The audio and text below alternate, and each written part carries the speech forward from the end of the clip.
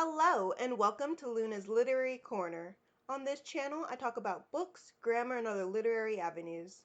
Today, I'll be recapping the small amount of books I read in May. It has been a while since I have done one of these videos. The past few months have been rocky, to say the least. For the rare group of people who only follow my YouTube and not my blog, I recently transferred jobs and my grandmother passed away. These two upheavals have severely affected my work habits, even more than my normal procrastination.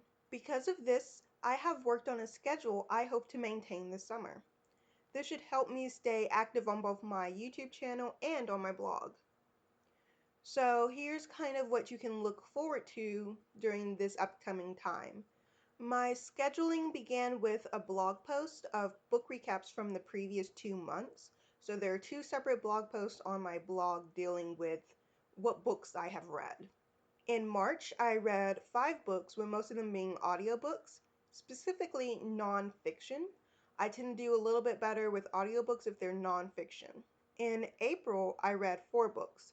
These were all physical books, but the list includes 2 books that were for my reading challenge, so I have full detailed reviews on my blog. My blog will also see the appearance of new creative writing pieces and a new book series covering summer reading books. This series should be showing up every Thursday, and if you're watching the video, the first one is already up. It's on Animal Farm. With the new creative writing pieces, I have been consistently posting on Mondays with some backlogged Inktober posts that I've been doing. These are from 2019.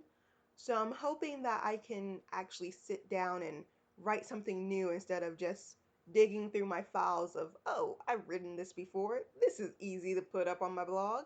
In July, I will have a return of my book theme. So last year I did a lot of book themes. One was Hamilton related, one was superhero related. This one is going to be a repeat of my Monday book theme. So I will again be reading books that have Monday in the title.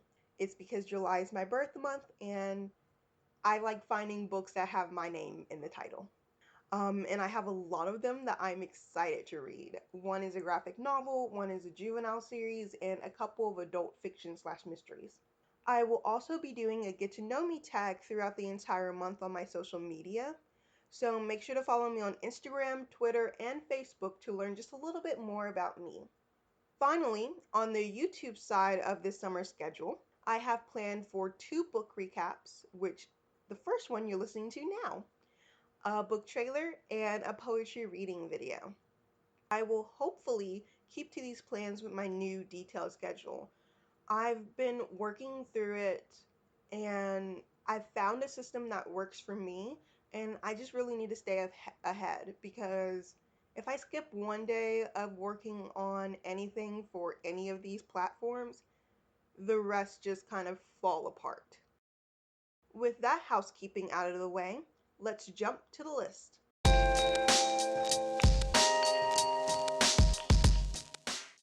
So, in one of my previous book recaps, I read the first 2 volumes of the Harley Quinn series by Amanda Conner and Jimmy Palmiotti. Now, I finished the 3rd and 4th volume. So, those are the ones I was able to read this past month. These are the ones you get to hear about for this video. Volume 3 goes through some of the winter holiday season. With this as the backdrop, we see Harley giving away puppies, trying to beat time, have a date with Bruce Wayne, and finally decide to hire some assistants to help when she has a really bad day. Once again, I really enjoyed reading the series because of the humor and fourth wall breaks that occurred through the changing art styles. But there was just more to this one that I really enjoyed. In one of the issues, we see a day in the life of Harley. It is chaotic and heartbreaking to watch her go through some of the emotional key points. So in this universe, she is not only a landlord, but she is also she's using her doctorate again in a senior citizen facility. And so whether it's the stress from being a landlord and dealing with all the, house maintenance issues that come along with that, or trying to save a patient at the facility she works at. You get to see her kind of crazy exterior break down, and you see the Harley that we get glimpses of throughout other iterations of her character. No matter how random these issues in this volume were, this one issue really made the volume stand out to me. I really loved it. I walked away saying this was amazing just because we got to see another side of Harley that we rarely get to see. Also, to lighten the mood, there's also a dream sequence where Harley Quinn and Bruce Wayne are married, and it is hilarious. So we get to see it from one perspective with Harley and Batman or Bruce Wayne, either one, because he shows up as both, is just really devout to her and loves her, and she's like, "What? What is going on?" And then we also get to see it from the reverse, where Bruce Wayne is in this dream sequence and Harley is his Robin. And it's just wild and crazy, and I loved it. Overall, I gave Volume 3 a 4 out of 5 stars. Volume 4 follows the gang of Harleys as they go up against their first major opponent, Captain Horatio Strong and his space seaweed.